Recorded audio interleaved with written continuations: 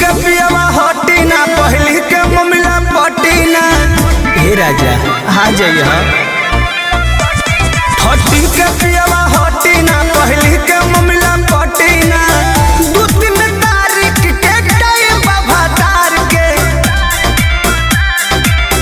आ जाइए 4 के चल जाइए मार के। आ जाइए 4 के चल जाइए मार के। अरे आँख मार के चल जाइए जान।